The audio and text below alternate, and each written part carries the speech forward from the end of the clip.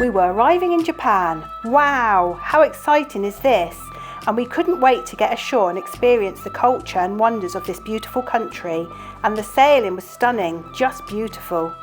The ship had docked in the port of Maizuru on Japan's west coast. Despite being 2 hours away by road, Royal Caribbean advertises this as a port for Kyoto. Royal Caribbean excursions again were limited for English speakers at this port, and even Viator had little to offer. And with warnings of a complex Japanese immigration process also, we opted to book the Royal Caribbean excursion Inari Gates to the Arashiyama views, costing £103 per person. This wasn't too expensive, and we reasoned we would be prioritised for the immigration process also.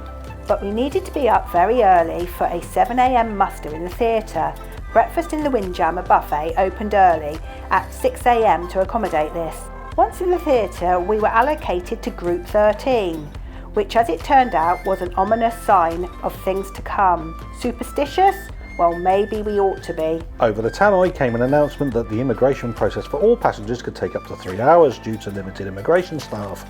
We groaned. However, it didn't, and we were ashore within the hour. Group was called to go through immigration at 7:30.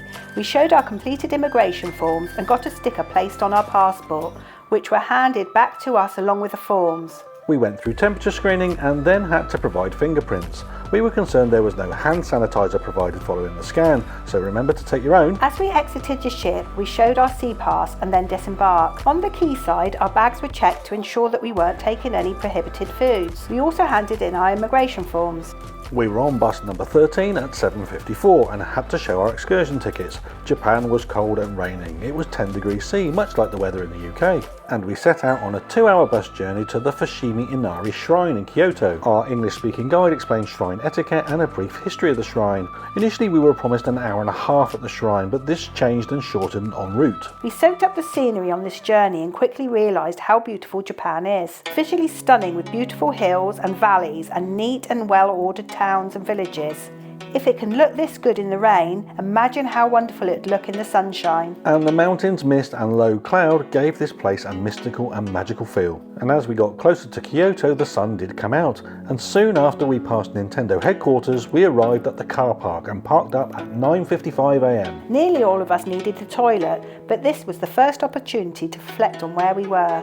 So we've made it to Japan, right Chris? We have indeed, and it's beautifully sunny. It was rainy when we left and it's sunny when we got here, so win-win. About a 2-hour drive over from Maizuru this morning, but beautiful scenery. Japan looks stunning, and it was raining when we arrived, wasn't it? And, it was, yeah. Yeah, but anyway, we're going to this Inari Shrine. It's a Royal Caribbean-organised excursion. I haven't got that long here. We've got about an hour, I think. About an hour, she said, yeah. But it looks amazing on the photos, and hopefully it will live up to expectations. Our guide then led us through very busy streets to the shrine. This took about 15 minutes as we negotiated level crossings and busy streets filled with tourists and street sellers. This was clearly a tourist trap, but the foods on offer were so incredibly tempting as we had been given no refreshments on the journey. No time to stop though, as our guide hurried us all through the crowded streets. We arrived at the shrine at about 10:20 and we were greeted with a map showing the extent of the site and the many walkways and areas to explore as you climb up the hill towards its summit. At the summit, our guide told us that we would be greeted with beautiful views and the stunning Kurokoma Inari Shrine. This looked a vast and beautiful complex with so much to see and experience. We were already in awe of this beautiful architecture and those iconic torii gates. However, this is where things took an unexpected turn, and the guide suddenly announced that we had only 30 minutes to explore this site. Yep, that's right, just 30 minutes to explore the whole site with its many temples and walkways lined with those iconic torii gates. Given that the signboards on websites indicate that you need 2 to 3 hours to explore the site and the 4 kilometres of walkways, this was a bit disappointing. We started to explore what we could and tried amongst the throng of visitors to embrace the peace and tranquility that the shrine is supposed to imbue. And we tried to grab those Insta-postable pictures that you want for your memories.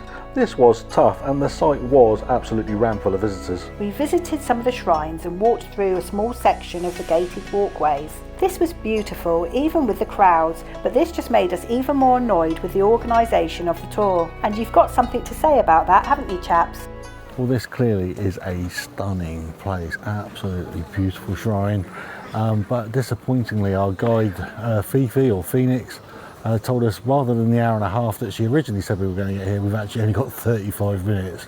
So this is a mad scramble round probably about 10% of what's here, rather than what we thought we were paying for. So got to say, we're pretty disappointed with this Royal Caribbean excursion and how it's been organised. We didn't encounter any traffic or anything like that on the way here, so they must have known what the time requirements were going to be here. So it just seems like poor organisation rather than anything else. Oh, this one is one of the worst tours we've ever been on. So we were initially told on the coach that it's going to be about hour and a half, 2 hour journey. When we get here, we'd have about an hour and a half. And as she was going through the map with all the descriptions of all the sites we were expected to see, she said, well, we'll meet back at the main gates at 10:50. By the way, you'll arrive there about 9:50, so that made it down to an hour. And then by the time we got out of the coach station, we had to wait to get over here to actually get up to the start of the gate, to the starting point. We had 35 minutes left. So we're going to do about a maximum 1/4 of it. Whereas an hour and a half, we could have done the top, we could have got the bottom, we could have got snacks, and we would have been happy people. Not happy then? Rubbish. 1 out of 10 for the first part of the leg. Oh dear, grumpy boys. We made the most of the limited time we had. Photos of us, photos of temples, and photos of fox statues, which were messengers of the god Inari, and each with offerings to the god in their mouths. We reconvened at 10:55 as requested. Most of the group arrived on time, and our guide seemed a little bit annoyed at late arrivals. This did give some time for some cheeky souvenir shopping though. Result: with everyone back and none more than 5 minutes late, our guide seemed in a bit of a hurry to whisk us back to the bus.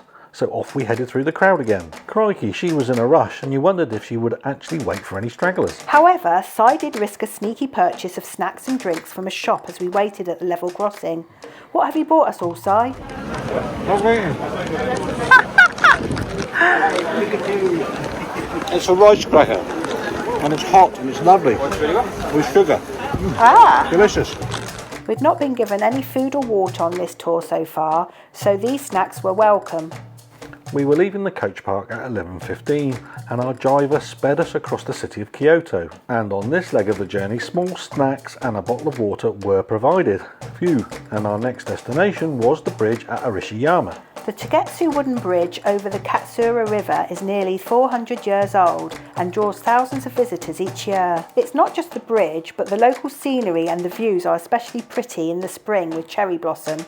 But they are pretty good in autumn too, as we found out when we parked up. The views are very special, but again this was a busy and crowded place.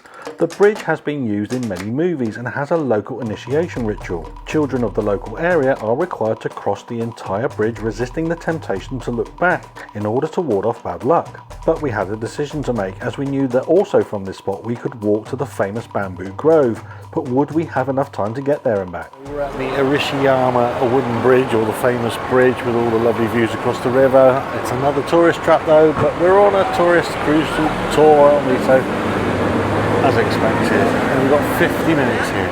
Photos of the bridge snapped, we headed off in search of the bamboo, and this was a speedy hike up a busy shopping street and past a temple which looked like it would be awesome to visit.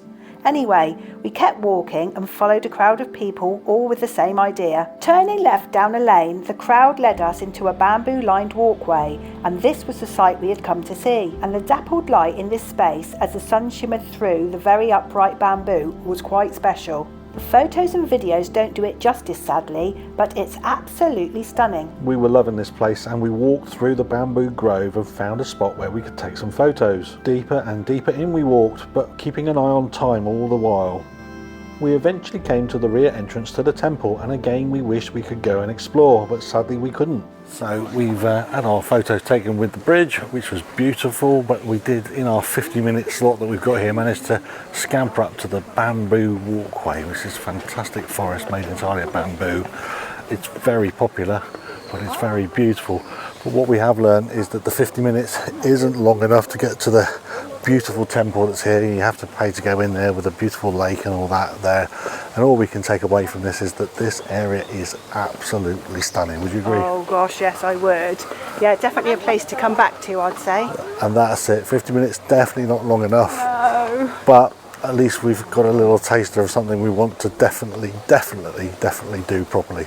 So we walked back to the bus, resisting temptations of craft markets, food outlets and souvenir shops. And we made it back to the bus with just 2 minutes to spare. and shortly after 1 p.m. we were heading back to the cruise port. And annoyingly, the bus route back was quicker than the journey out, and we found ourselves back at the ship at 2:30 p.m. We were back over an hour earlier than scheduled, and we reflected on the planning and organisation of this Royal Caribbean excursion and how this had deprived us of time at these incredible locations and hampered our enjoyment of them. This wasn't what we wanted for our first experience of Japan, but we'd seen enough to know it's a place we will aim to revisit and explore properly. Back at the quayside was a small market selling souvenirs, and we soon found ourselves back aboard Spectrum of the Seas. Being back early, we had time to kill before Sailaway.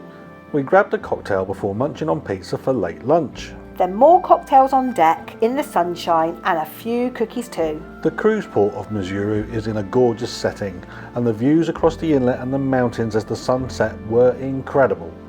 We wanted to watch the sunset in this beautiful place and found a good spot for photos, selfies, some gorgeous video and a bit of time lapse. It was a wonderful sight.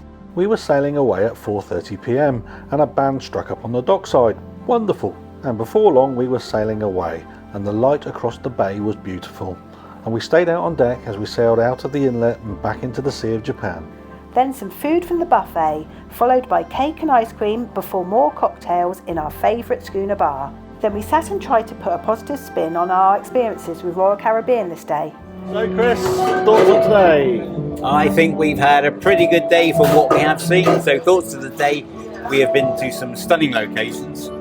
Kyoto in the Missouri port, and we've been driving around. It's absolutely beautiful. The scenery is much fantastic. Where we've been to has been quite awesome, that we've definitely not had enough time to explore.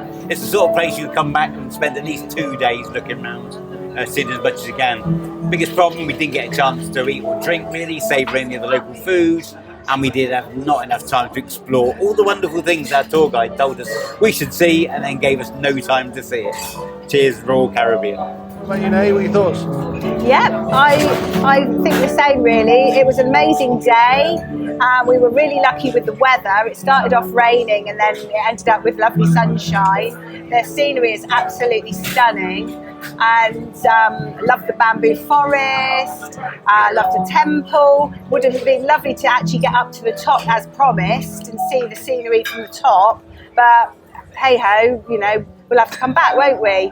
But it was really good. I just wish we got more time. Echoing the other two, really, I really enjoyed it actually in some respects, because I got to see somewhere I definitely want to come back to. Kyoto is gorgeous, and Japan, the scenery in this part of Japan is absolutely lush. The sailing this morning was fantastic, and everybody agrees. And just the scenery, the hills, the mountains, and a beautiful sunset tonight as well. What a gorgeous place this is. We will come back. The excursion thing, we've been caught out before by cruise line excursions, not really allowing you to see what you need to see. I guess, you know, that is what it is. That's why we use Vayeta more than short excursions on the cruise line if we can. Yeah, a good day overall, but as you say, not the excursion we thought we were getting, just somewhere we definitely have to come back to. Of what we have seen, what was your favourite part of today? Well, today, I love the bamboo. More drinks then, accompanied by a classy pianist in the schooner bar. This then became a night of drinking more of the incredible cocktails in the schooner bar. We were loving this bar. And then into the music hall for a music quiz, which we did pretty poorly at. And then something strange happened, and Si and I found ourselves being roped into a game show called The Perfect Couple. A take on TV shows like Mr. and Mrs. and The Perfect Match, this pitted us against two other couples in hilarious challenges and quiz questions. This put us in embarrassing and hilarious situations, and is something we'd never thought we'd do, actually, to be honest. But it was a bit of fun, and we made the most of it. All whilst our lifelong friends the Dales laughed at us from the sidelines. They must have been great cocktails, is all I can say. And afterwards, and after dying from embarrassment as other passengers came up to applaud our ridiculous performance, we then sneaked off back to our cabin. And how did we do? Well, it's all about the taking part, but we'll give you the gossip back in our room. We got medals. Evening. Got medals. We got medals. We've just done a game show. Oh my called goodness. The Perfect Couple. Yeah, what did you say? We came third. Yeah, we came last. And what do we know? We've been together 35 years, married 27, and we came last in the perfect couple. You've got to see the irony. Close though. It's quite close, wasn't it? And we were beaten by newlyweds and somebody who's been together by 4 years. 4 years, yeah. Who knows? A lot of fun. Yeah, it was a lot of fun, yeah. Nice vibe in the ship tonight. Game shows and music quizzes and nice pianist in the Schooners Bar. We like the Schooners Bar, don't we? We do, yeah. Schooners It's Bar's our favourite at the minute, isn't it, that one? Good bar staff in there as well, aren't they? Yeah, Very good very bar staff. attentive. Very attentive and make great cocktails and really good.